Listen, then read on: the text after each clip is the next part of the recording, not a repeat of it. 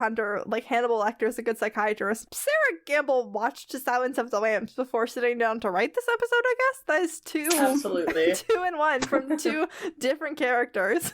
I get it. Ellen is like, no, just listen to me, trust what I am saying, go now. And Sam's like, okay.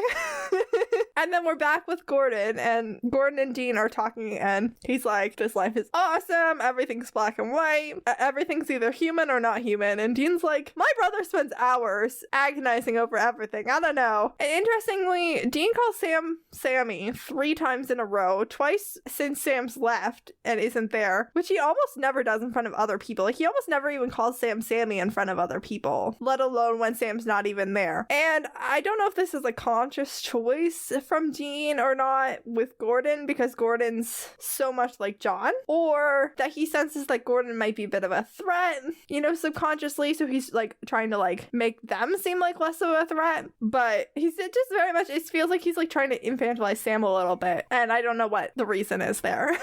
I don't know, this very much feels like the episode in lots of TV shows where the older sibling starts hanging out with the bad kids and becomes like a terrible person for one episode. Gordon says it doesn't seem like Sam's much like either of them, and he sees Dean's face start to like close up a little bit. He's like, I'm not saying that's wrong, I'm just saying he's different and we're the same. Hunting is what we were born to do. Oh man, he's so good at manipulating people. Yeah, because Sam has very much been grappling, you know, since the pilot with whether he belongs in the hunting world or if he's gonna go back to school. And, you know, even just like last episode, he was like, no, I'm sticking with hunting. But, you know, I feel like Dean's not very confident that Sam will stick to that once they do kill the demon. With what Gordon's saying, like, he's like, hey, Sam's different. I'm not saying that's bad, but he's different. And, like, you know that if they had stuck around longer, Gordon could have, like, driven a wedge between the brothers even more than he was doing now. And eventually, like, he would have convinced Dean that being different in the way Sam is different is bad. Yeah. Absolutely. Especially with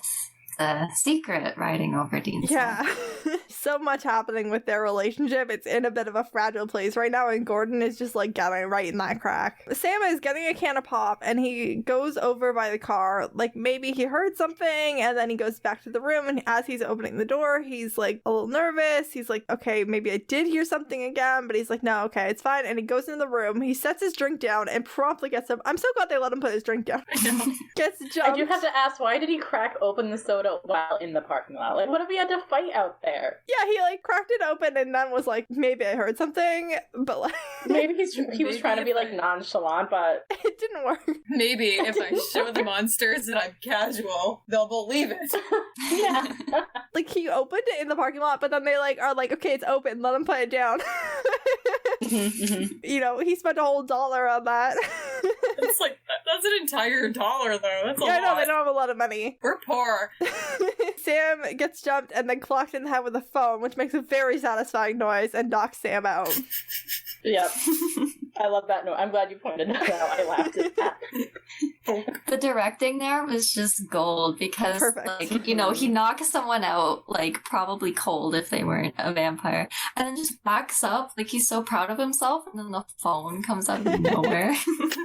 It's like, look, I did a thing. Oh no. You didn't do it hard enough. We see a car driving over a bridge, and then Sam's waking up tied to a chair by a vampire. It's not looking good for Sam. But luckily, these vampires don't eat people. Lenore steps in and stops Eli from eating Sam. I love that her name is Lenore because of The Raven by Edgar Allan Poe. Like the dead chick that the narrator is mourning. Like, her name is Lenore, and I love it. And Lenore's like, we just want to talk, and Sam's like, lady, I am distracted by Eli's teeth. That is a vampire. And she's like, don't worry about it, it's fine. She's chill. Lenore is played by Amber Benson, who has this like quality to her voice, not unlike Rachel Miner, actually. It's very soothing. Yeah, I really liked how she delivered her lines. Yeah, and Amber Benson is actually interesting casting choice. She's one of those like cultural reference castings. She was a recurring character, Tara, on Buffy the Vampire Slayer, which I have not watched, but I do know that it was very iconic when Tara and Willow got together. Yeah. I have a really quick note. that they literally were not allowed to be shown in, quote, sexual situations until the show moved from the WB to UPN. The WB became the CW in 2006, and that's the network that we're dealing with now for Supernatural. So are you saying they moved from the WB? So yeah, Buffy the Vampire Slayer was on the WB, and the WB was like, you can't show them in sexual situations. Those are two women. And then they moved to UPN, and they were like allowed to like be a little bit more physically together. If you're like, why can't Dean be openly bisexual? That is why. Yeah. This is the network that we're dealing with. Come with me, we can do gay stuff. Not with each other. But it was still a really big deal even before they were allowed. They didn't kiss until like season like 5 or whatever, but like it was still a really big deal even before that, because like they were just like two women in like a relationship, and that was still really new in the early 2000s.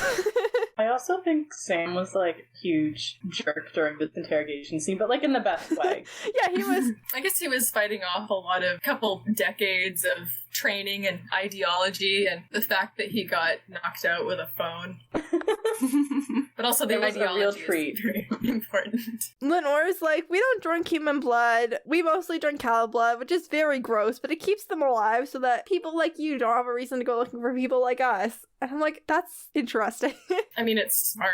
And Lenore does confirm that John Winchester actually wasn't that far off the mark. Vampires are practically extinct. They, quote, weren't as high up the food chain as we thought we were. I mean, Sam is just sassy this entire interaction. Yeah, and that quote is interesting because I feel like in this episode, they kind of mention the fact that they party all night. So, like, I feel like at sometimes the show is kind of like, oh, vampirism is like getting a high, and you know, they're just like party animals and kind of careless and stuff like that. And then it kind of changed. So this episode kind of played into both of that. Like, the vampires can be kind of chill underground, doing their own kind of almost human life things, or they can also be wild party animals.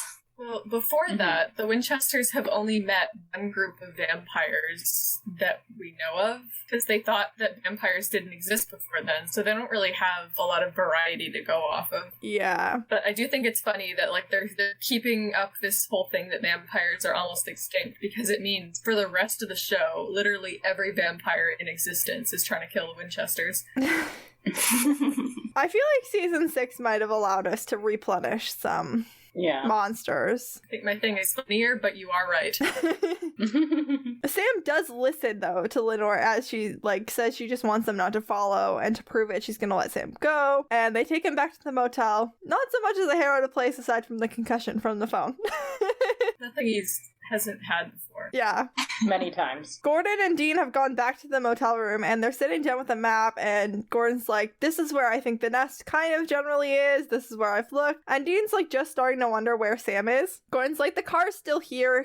He seems like he's a take a walk type. And Dean's like, yeah, he is. And he's about to say that he's still worried when Sam comes in the door. Sam doesn't look thrilled to see Gordon and asks Dean to come outside and talk to him. And Sam's like, I was just in the nest, and no, I didn't kill any vampires. No, none of them hurt me. I'm fine. Can I talk? And he's trying to explain what he just learned. And Dean is in disbelief. He's like, our job is killing the supernatural. And Sam's like, our job is hunting evil. And if vampires aren't hurting people, they're not evil. Sam is getting frustrated, and then Dean brings up Gordon, and Sam says, well, Ellen told me Gordon was not a good guy. And Dean's like, we barely know Ellen. And Sam's like, we met Gordon 5 minutes ago in a dark alley. Yeah, I think you probably have talked to Ellen for longer, right? Yeah, like, we just met her, but at least she, like, actually knew our dad. Like, she's like, we haven't talked to John in a while, but he was like family once. Gordon's like, yeah, I worked with your dad one time. Ellen gave us food and motherly love, and Gordon gave us issues. She offered to let us stay with her, like... Mm-hmm. We only met Gordon because he stalked us down the dark alley. Yeah. Sam says that he knows how much Gordon reminds Dean of John, but he's not John. Even on his best day, he wouldn't be close, which is too high of praise for John. But they did already have to save Gordon from imminently dying, so fair enough. If it wasn't for them, Gordon would have died at the mill, so... Oh no. That would have been such a travesty. The only thing we would have been deprived of is Sterling K. Brown. I'd say it's 2020. I mean, I love Sterling K. Brown, so that actually would have been a travesty for me. Sam says he knows all about the hole that Dean's been not talking to him about, down to the words that Dean is using to describe it. He's like, I very much know what's happening, but says that filling the hole with anyone who comes by is an insult to John's memory. Meanwhile, I'm sitting in my bed screaming at my TV about Bobby, they're very much alive, much better, Dad. Yeah, what has Bobby got going on? He's like semi-retired at this point. He'd probably love to see them. Man, I just can't wait until Bobby becomes a bigger part of this show and like the writers actually realize, oh wait, he is their dad. Like, they were at Bobby's house at the start of this episode. Like, they fixed up Baby, and they came from just fixing up Baby for the first time at the beginning of this episode. They were staying at Bobby's doing that. Why are we not talking about Bobby them? would have known of Gordon, too. Oh, probably. But I'm just thinking about that, right? Sam probably should have called Bobby as well. He could have gotten a peer-reviewed, the opinions are in, don't hang out with him anymore. Yeah. Maybe we should ask Joe, also gotten Joe's opinion. I mean, Joe seems to, like, not have an issue with Gordon, but...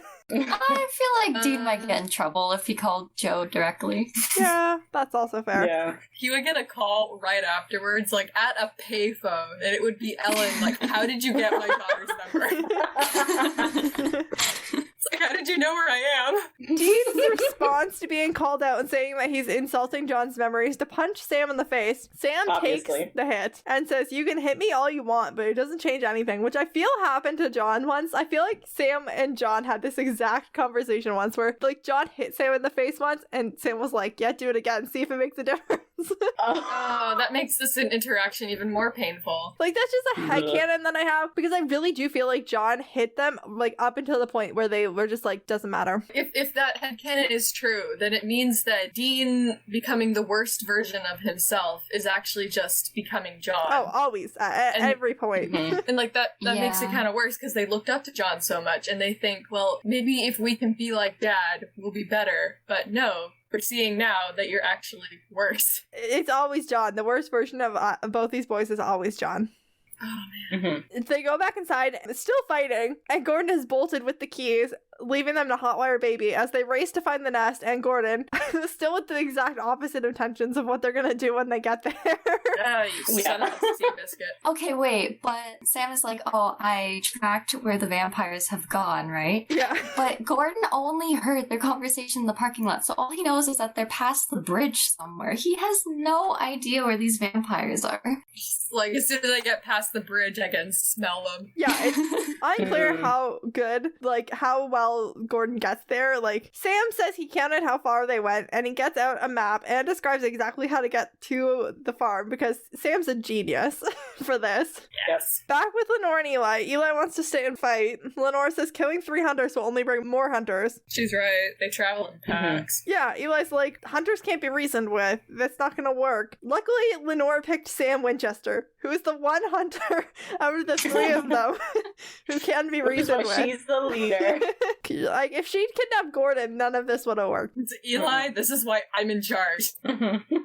Gordon has a head start, but Sam and Dean have directions.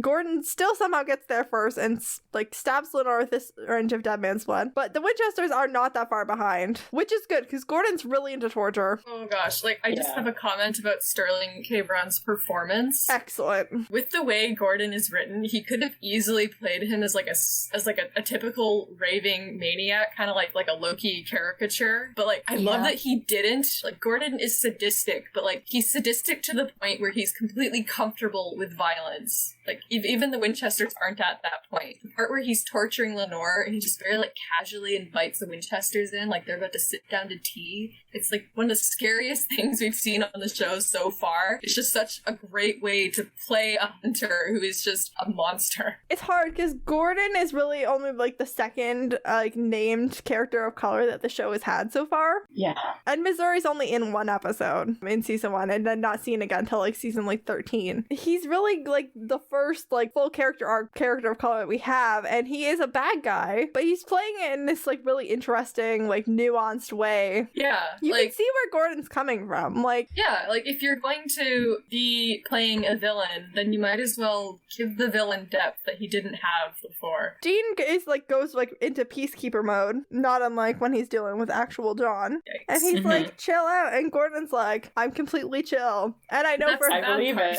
I know for a fact that Randall Pearson has made that joke, but like in that context on This Is Us, it would totally be like jokingly like with his like very hot wife. And this was very much not the same vibe. True range. I feel like Dean has experience with John, and John was more emotionally volatile than Gordon is. Yeah. Gordon is completely calm and collected. He's not about to yell at anyone. Gordon's like, oh, you don't want me to